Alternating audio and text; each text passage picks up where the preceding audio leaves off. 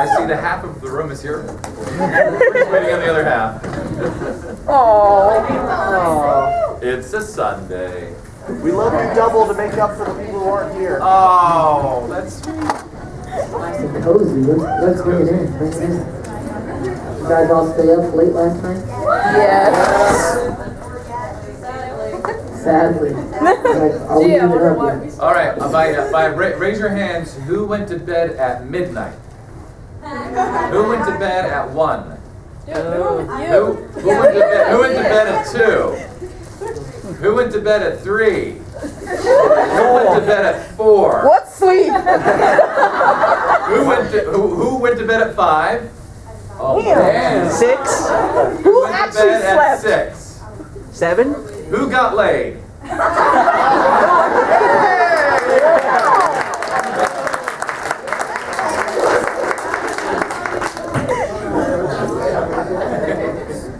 So what are we talking about today at this time? DC Douglas? I don't know, Dante. What do the Dante fangirls want to talk about? Rufio. Is there a particular topic for this particular panel? You know, actually, it's funny you asked that. Yes. Because I was reading in the schedule that there was. And we just discovered before we walked in here that this is supposed to be voice acting versus Live acting. Live acting. As though we're dead or pre-recorded when we're doing voice acting. Makes no sense. Yeah, so let's talk about it. Questions? Yes. For what color is that? Magenta. Fuchsia. I don't even know what color that is. That's like pink on fire. Yeah, I like my wedding. Thank you. Dig it. I was wondering, because I've seen a lot of like video about people voice acting, and it's always like you're watching the video while talking to the person, so you can tell what scene they're in. Is it hard to get into the emotional standpoint, like when the character's crying, or when they're angry, or do you get used to it at some point? Well, we're going to start over here with this young lady who does lots of voice work, and see what she says. I feel like that as an actor, like I said, with the tools in the toolbox, which I've said like all weekend, that you have to have certain tools in your toolbox. And at voice acting in particular, because you do not have another person that you're talking to. Well, at least for mine, it's tough. You have to be able to access emotions really quickly. But and if sometimes you just have like little tricks, little go-to tricks.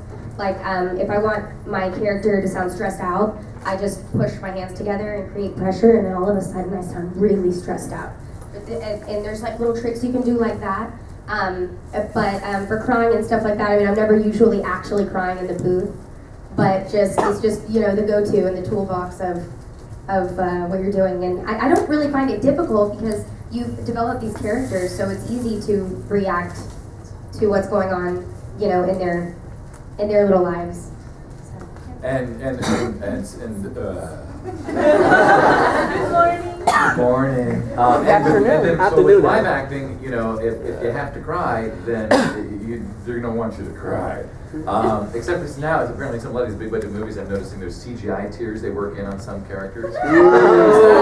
Like they decided in post, like there really should be a tear for that, and they'll put it in. So anyway, it is weird. Though actually, here we are. Now I'm Dante.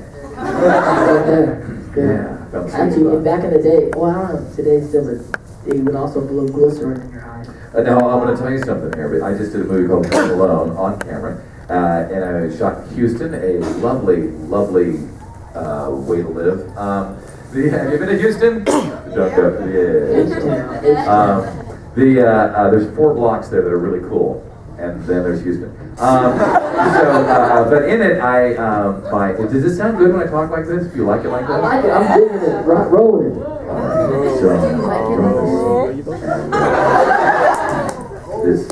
My son has just died. Then what I decided to do is so my son has just died, and screw this. In the movie, it's a movie. I'm an actor. But it's a weird, like David Lynch-esque film, and also trying to bring him back to life. And obviously, then I realized he's dead, And so I have to go through this, the whole feeling of the fact my son has just died, and then I have to turn into anger because I'm going to kill the girl who I think killed him.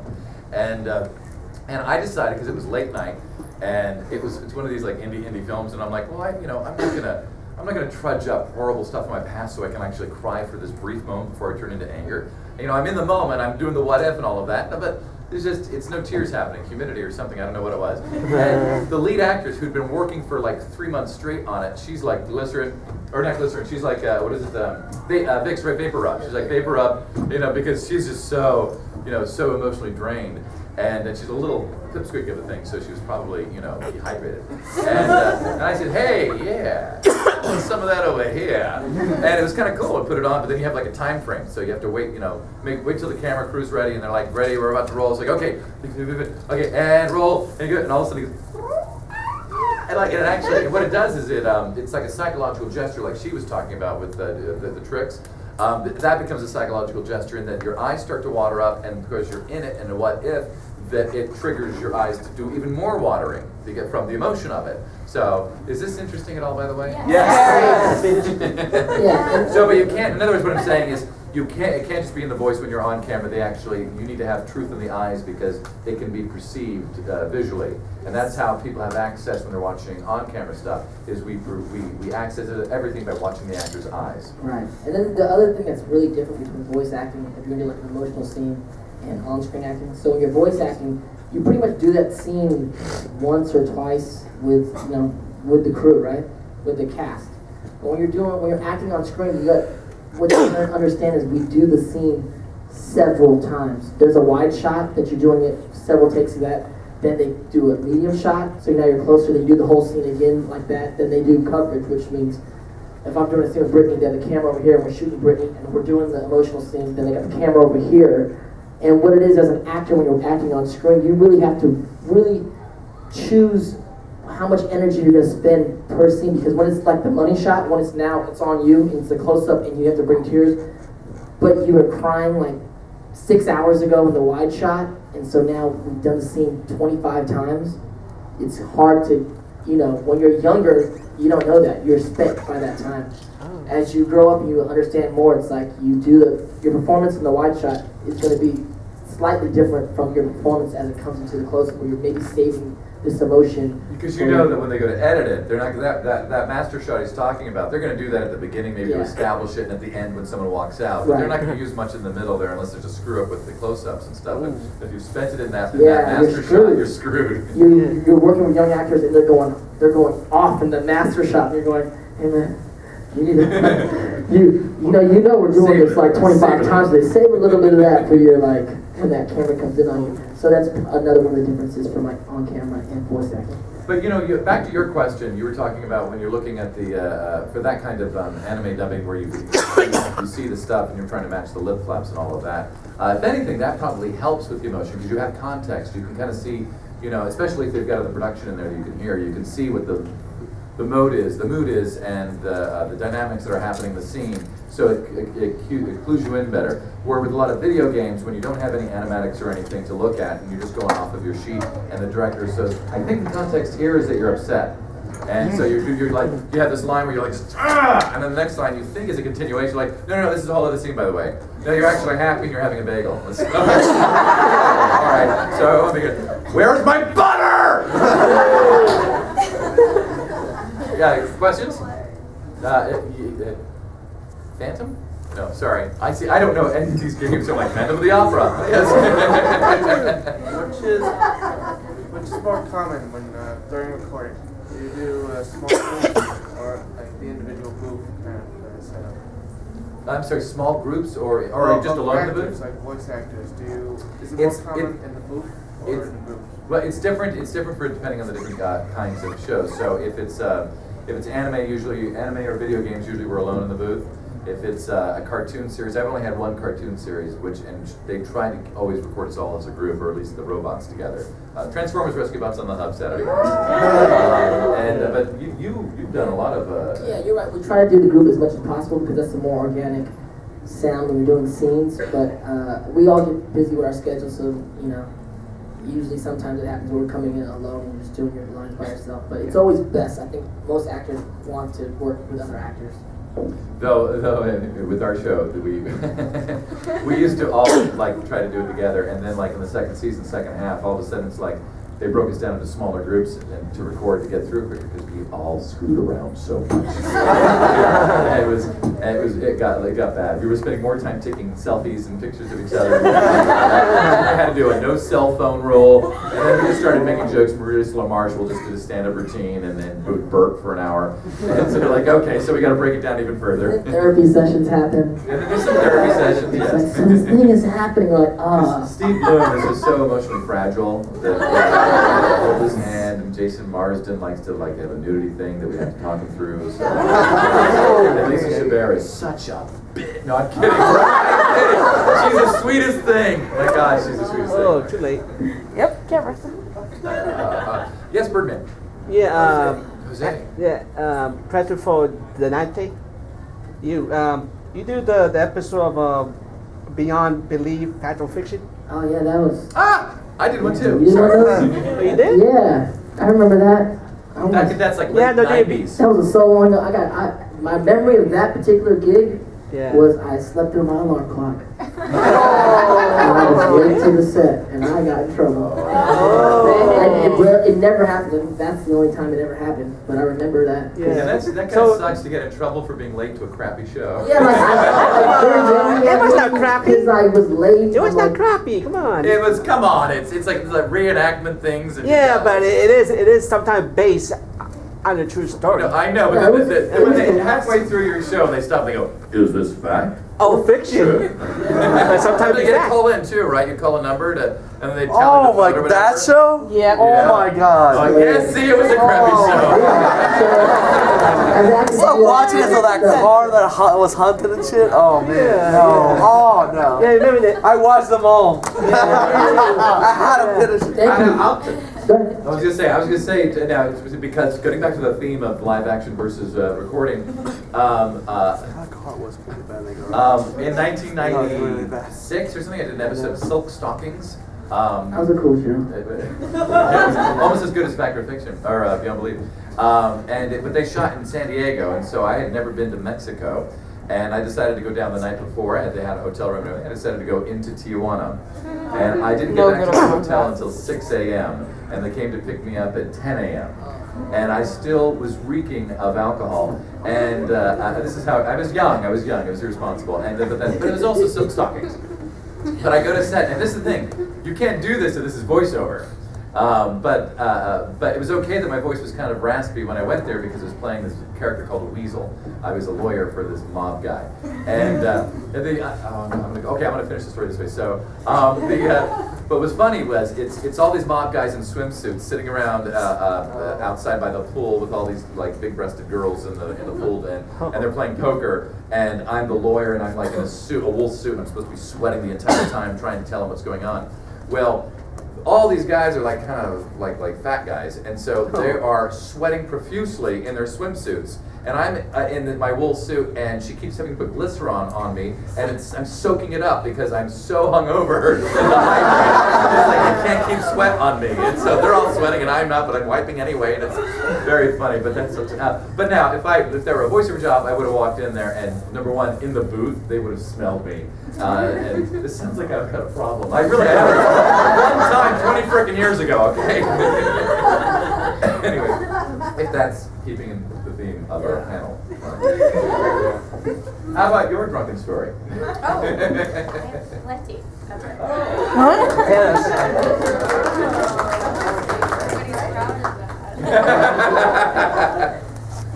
The donut girl, bagel, donut. Yeah, you said bagel, so I... Oh, where's the butter? What is I for you? wanted to know, what are the best things to put on a voice acting demo reel and then a live acting demo? Good question. DC. There you go. Another secret. I'd say like voice. I just usually hire someone to do my voice acting demo reel, and they will pick out little bits of commercials and or cartoons. I have a cartoon demo reel, and then I have a regular like just radio, etc. And they'll get bits of commercials and things that they think your voice type is good for. And but I couldn't do it But without if, a director. yeah, if you're putting your own together, I would just pick maybe brands that you think your voice would be, suitable for, and like take real commercials off the air and just redub them. And then also the same thing with your voice, like characters that you think your voice would be good for, and just put them on there until you rack up the roles where you can cut like professional stuff. And then for the film acting was the same thing. It's more, what's different, like it's usually your real cut up of things that you've done. So you just gotta do student films and industrials and things like that to get that footage on. Now for the real answer. I used to actually edit demo reels for about 10 years there as a survival gig before I finally, I built a home studio and said I've got to make my money all from acting, and so I got out of it. But for 10 years that's what I did. And the irony is about 6 years into that job, I'm like, I got to go find someone to edit my voiceover reel. And oh God, I just don't want to spend the money and blah, blah, blah. Meanwhile, I'm editing on an Avid, and it's like, oh, I could edit audio on this and just not do the video part. I'm like, I could edit my demo reel. It was weird epiphany. I was like, how stupid could I be?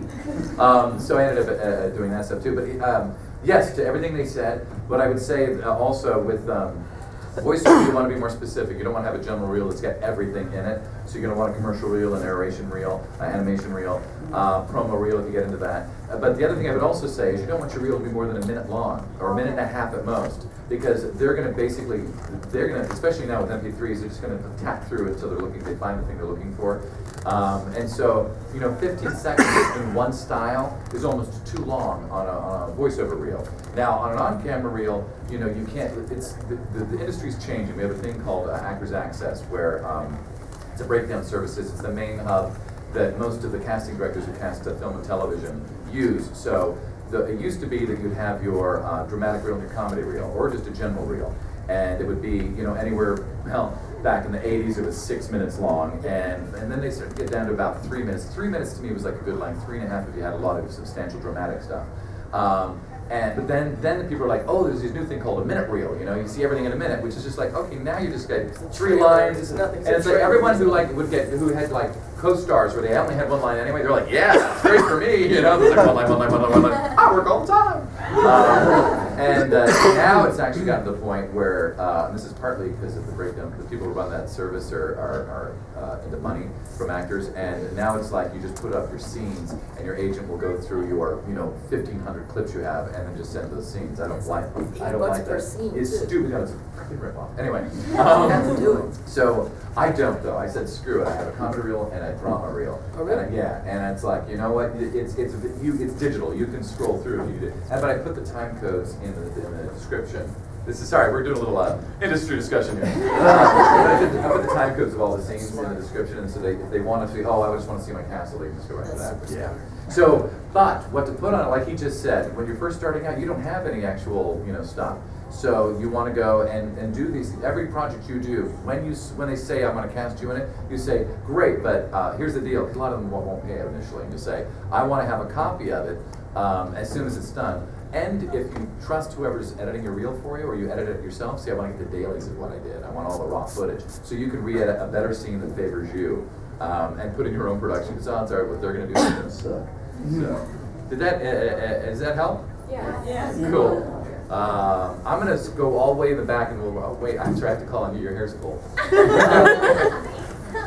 was wondering, which type of acting did you start first? How did you get into it, and how did it lead to other types of acting? She's referring to how I got into porn. I'm not proud of it, but do you want to start over here? Yeah, because I don't want to hog. I started doing professional musical theater when I was like 15. I used to sing, and then I just started doing musicals. And the way that I got into voice acting was I did the Rocky Horror Show. And they came to see it, and they were like, we're going to have you come in. And I was like, oh, cool, am I going to sing? And they were like, no, you're going to talk. And I was like, oh, just talk?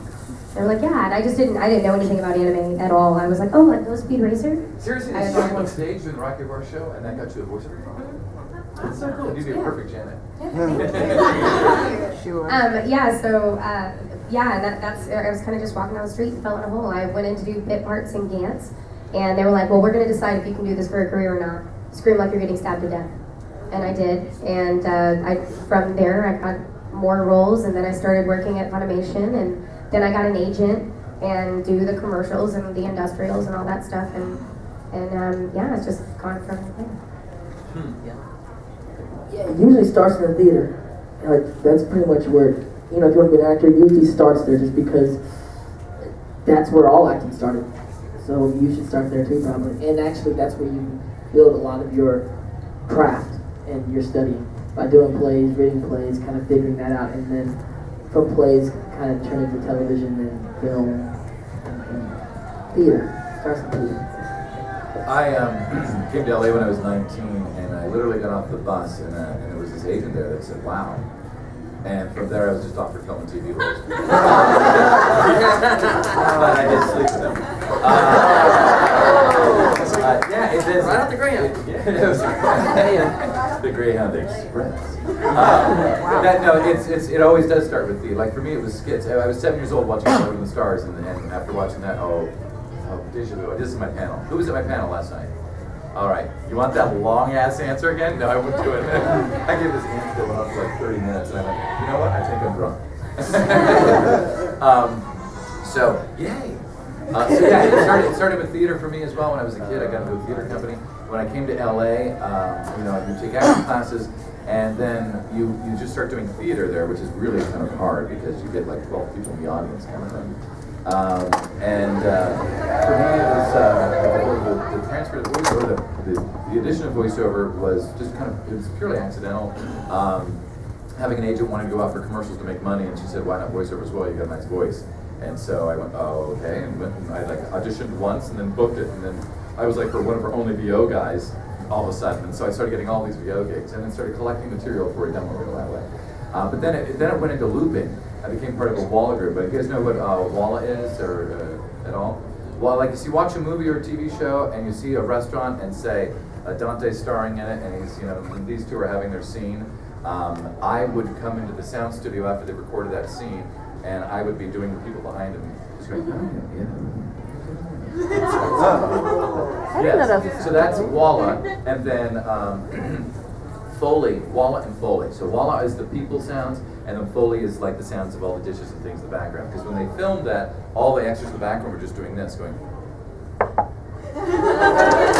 So it's kind of interesting. And so I did a lot of that, and that's where I did that joke the other night about Emmanuel. Did a whole series of Emmanuel films. Well, really? Wow, we burned through this. Wow. Yeah. Sorry. So I better wrap this answer up. Yeah, so like they said. Yeah. So we got one more question then? We got one more question. Here's a good one. It's, let's do the girl in the back with the hoodie. Yeah, you. Oh, Glitch. That Glitch. What's up? President Penelope Von Schweetz. There it is. This is kind of a voice acting thing too. I made you something, but can you accept it as Zuko? Yeah. There's a reason why I want you to accept it as Zuko. Go. Maybe it's your honor.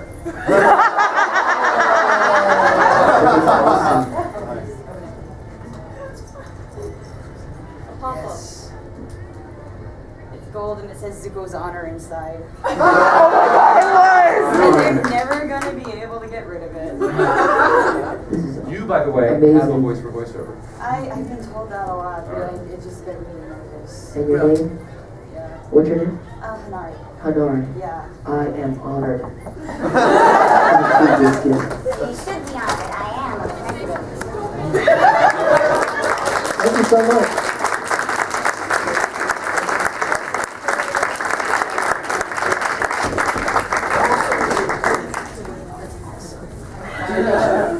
I have a Fire Nation wallet. Are we done? We got. You know what? Let's do one more. One more. Because I know this was so short, guys. So let's green man. Okay, you, the one with the waving hand. I'm sorry, that's so desperate there. Between all the roles you've done, voice acting and live, like on camera acting, Which do you prefer? Do you have one particular favorite each one? I mean, I just love acting, truthfully. So either or, if it's a great character that they're paying, then I'm there. Great criteria, I think. That's great criteria. Not bad. I came to LA to be an on-camera actor because that was my dream, and the voiceover has given me a way to live as an actor, doing acting. So I'm so grateful to voiceover. But if somebody said, you know, we're giving you a series tomorrow on camera, and it will take care of the rest of your life, then I don't know if I would do a lot of voiceover after that. I think I would just do that series. Just because I love being my whole body involved in working off of other actors, looking in their eyes, and having to sustain the reality for a certain amount of time. That's always been, yeah. But if I could make the same money that I do in film and TV doing theater, then I would do theater over film and TV, most definitely, because that's the best. But I'm so grateful to voiceover. It is a great way to make a living and to be using the art. Using the art, being a part of the art. Yeah, I'm totally along with that. I really would, if I could, I would do theater again in a heartbeat. That was the most rewarding. But I love doing voiceovers. Yeah, I mean, it's like, you know, Luffy was like an iconic character that I did on camera, and then Prince Zuko is this iconic character that I did behind the microphone. And it's just crazy. Sometimes you just, you know, you have no idea where this career is going to take you. And I'll finish with this, and I'll say, though, if I could make all of my money just being famous with you guys and doing cons in Florida, I would do it.